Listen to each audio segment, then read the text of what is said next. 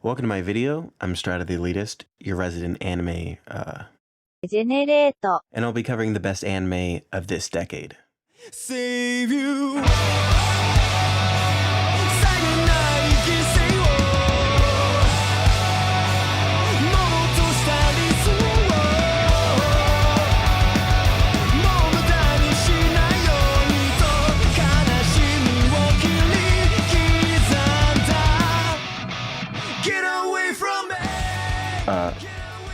I think I put in the wrong clip. Hold on. That's better. Anime has changed a lot this past decade. I guess you could say 2020 is really the year of hindsight. Move this man! From the 2010s, we saw certain studios rise to complete powerhouses like Kyoto Animation with its heightened focus on moe and quality animation. We will forever remember those lost in the tragedy and hope the studio continues to do what it loves. And Shaft, with its unusual style in the Monogatari series, and Madoka Magica. While later on, we saw the birth of new studios like Orange and Polygon championing varying levels of computer-generated animation. There were some great openings and endings as well. My favorite openings were definitely Lay Your Hands on Me for Kiznaiver, Kyoumen no Nami for Land of the Lustrous, Flashback for Kokkoku, and of course, Unravel for Tokyo Ghoul. It's good. We all know it. Calm down. As for endings, I would have to say the Tatami Galaxy ED Kami-sama no Lutori, Children of Whales with Rionos, Erased with Sorewa Chisana Hikari no Yuna, and the absolute banger that is Rascal Does Not Dream of Bunny Girl Senpai's ED Fukushigi no Card Day. When making this list, I actually tried to do a lot of research into what was popular and well regarded. I really dug through the proverbial dumpster that is seasonal anime. So if your favorite show isn't on here, I either didn't watch it or it was garbage. Most likely latter. My criteria for the list are I'm only including anime released in Japan during the years 2010 to 2019. It has to have a complete story and ending because I want you to be able to watch the series in its entirety, and it has to be good. There's also no particular order to the list, so take it as a recommendation to see them all. Anyways, before we get too deep into this video, I'd like to thank this video's sponsor, Good Taste. Something you wish you had. Now, let me tell you about the best Vietnamese cartoons of the 2010s.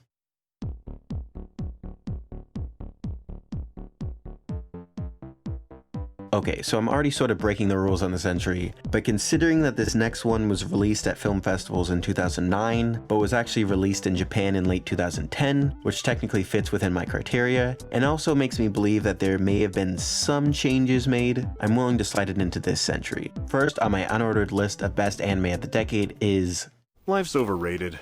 Redline. This anime movie is special not just because it took so many years to complete, but also because it's front to back insanity. Is the movie about an overwrought capitalist industry that favors death and violence for entertainment, where the racers are sold in the promise of economic stability and wealth, alongside a militaristic totalitarian leader with little respect for immigrants that wants to crush the freewheeling, thrill-seeking racers? Or am I just reading too much into things? Redline really straddles the line between full-blown Hollywood-style adventure ride and completely not understandable. Its success, I feel, is indebted to its focus on visual design to help you make sense of all the visual information that you're receiving at once. Redline is many things at once, but it is ultimately a race movie, and it prides itself on that, with its wacky side characters and car designs that speak to each character's personality. Funny enough, there's a concept in film theory called the cinema of attractions, and it essentially boils down to sometimes the attraction of the movie is in the spectacle and the pure visceral feeling that we are experiencing while watching it, and that concept completely fits here. So just sit back, buckle in, and put the pedal to the metal till your needle hits redline, baby. Many may be inclined to believe that a slice of life is loose on plot and lacks direction, an accumulation of random, everyday moments. Uchoten Kazoku provides a counterpoint to that common criticism, as it captures the daily lives of a rather eccentric family. It interweaves family issues with supernatural creatures and just a hint of romance to create this charming experience. It forges sweet, poetic moments that balance out the overall zany nature of the show. Eccentric Family is smartly written, certifiably funny, and constantly witty, not only focusing on set-piece sakuga, but also the quiet moments. The moments that only exist between you and the character on screen. a silent promise in which you get to see the inside of their unique world that strikes you somewhere between your head and your heart, because this show is just that rare. It's a wonderful experience, and it definitely holds its place as one of the best anime of this decade. Delightfully charming, tasting like a hearty cocktail to start a long night out, filled with beautiful drinks, frenzied interactions, and a hustling narrative, The Night is Short, Walk On Girl is a ride of a lifetime. You strap in for a journey of heroic proportions as you push through an evening of pure, chaotic razzle, only getting off 93 minutes later with a gentle, fulfilling stop. This is a Masaaki Yuasa movie that isn't about the intricacies of plot or clever twists. It's a movie of metropolitan whimsicality, an ode to late nights out, the people you meet, the conversations you have, the drink you down, and the visceral feeling of a whirlwind of a time, only to see the sunrise in the early morning before you go to sleep. It's a film that's easy to see a bit of oneself in, well, if you don't spend all your weekends watching anime, with its simple, more or less, story about living to love life and defying all odds to go after that special someone. This, without a doubt, a movie you don't want to miss if you enjoy a bit of decadence and a sweet romance to top it off. A utopian society with one of the most advanced, comprehensive systems for monitoring mental health in the world. This system allows people many luxuries and even helps individuals find jobs. Outsiders are not allowed. Everyone lives in peace. Or is it? They don't make a lot of edgy anime like this anymore. Okay, fair. That's edgy and good. One of science fiction's beauties is its ability to pull on history, McCarthyism, communist Russia, European witch trials. It allows a story to handle far-flung technology and different societies, while still rooting them in realism and some semblance that these events relate to our world in some way. Psycho-Pass is a grim, bright dystopian setting written by... oh, I don't think this will be the last time we see this guy. It shows the gray morality of such a world and the faults of such a perfect system. It shows how easily corrupted people of this world are, and the way that the police/executive branch leader has the ultimate power of the system as they choose how and when to apply punishment. Sound familiar, huh? How do you like that, Obama? It's hard not to bring up how relevant the show feels at the moment with the US's slide towards apathy. But that's all I'll say. The music is equally slick and epic, the animation is top-notch, the characters are all unique, and the story has a propulsive pace that keeps you watching each episode. Chef kiss to that. By the way, don't watch season 2. It's not great, and it kinda ruined my memory of this one. A story about stories. Showa Genroku Rakugo Shinju, and its concluding second season, tells the evolving story of Rakugo performers who capture the light of traditional Japanese stories, Rakugo, telling them in front of a live audience, capturing all the nuances and details of its numerous characters. The series parallels these performances with the experience of its varied characters rising to the top level of their craft. It's equally poetic and beautiful, and it easily, without you even knowing, gets you to care about its characters. From their petty qualms to major life changes, it involves the viewer in the story like every good Rakugo performer does with its audience. It builds with efficient but mellow storytelling and an entrancing animation and tone that envelops both humor and tragedy with a vibrant melancholy. It is a story that respects the old and holds reverence for tradition, but ultimately places hope for Rakugo on the new, on the future. This balancing act makes Rakugo Shinju a story of hope, and will hopefully nestle a place in your heart. There's only one word I could use to describe Space Dandy. Fantastic! This anime has as much overarching story as Pokemon does in that it has a beginning and middle and unassuming plot. Dandy, essentially just some dude in space, hunts aliens alongside his vacuum cleaner and pet cat in space. It's even complete with its own version of Team Rocket. While each episode may follow a similar structure, this is simply to let you enjoy the next 21 minutes of craziness as each episode presents a new tone, genre, and side characters as the creative staff vary by episode. A tried and true passion project helmed by industry titan Shinichiro Watanabe, who brings on a multitude of writers, key animators, and directors to bring their own wild experiments to life. A few end up being only okay, but others are breathtaking, indisputable masterpieces. There's also some kick-ass music throughout, which I still regularly listen to. The timing and script work on the dub make it feel like it was meant to be in English just as much as Japanese, and after returning to this work years later, it still makes me excited to watch. Number 4, Uwabaki Cook.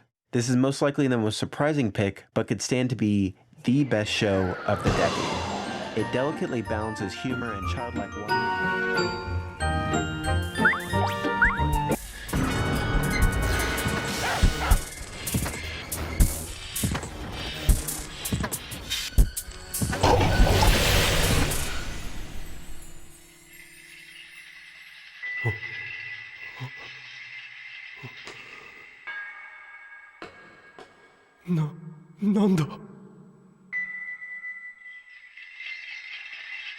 Yes, Steins Gate.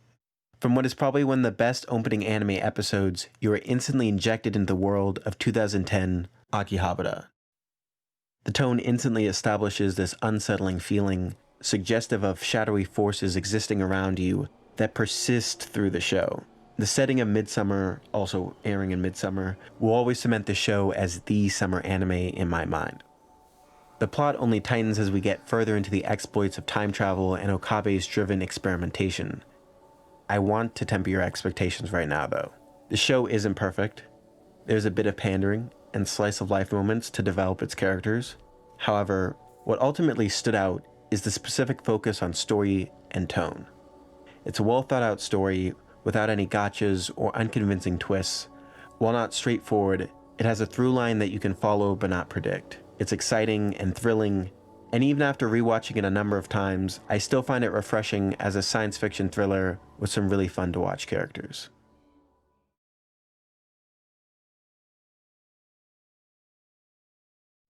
Don't be mistaken by its length, this show is just as amazing as anything else on this list. Surezore Children is simple, but it encapsulates everything romance anime wishes it could achieve.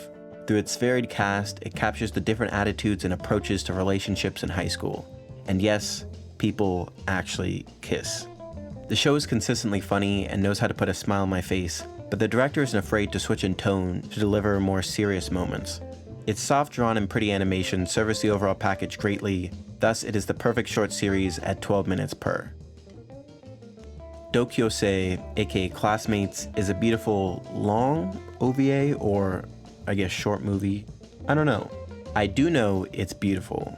Female weebs, eat your hearts out. This tells the resonating story about the trials and tribulations of love between two classmates at an all-boys school. It touches on the difficulties of dating another man when the social norm seems to tell them that it's just a phase. Delicate animation and a fulfilling story of love make this well worth the watch. I was tempted to put Moyaga on the list simply because Mario Kata really named a character Soy Latte. But then I saw Taboo Tattoo, which was like staring into a dumpster fire outside of a hospital. Impossible to look away and enthralling. However, the worst thing that I saw from the 2010s is without a doubt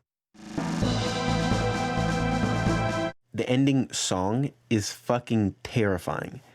It's like all the worst things ever put to screen and called animation were just combined together.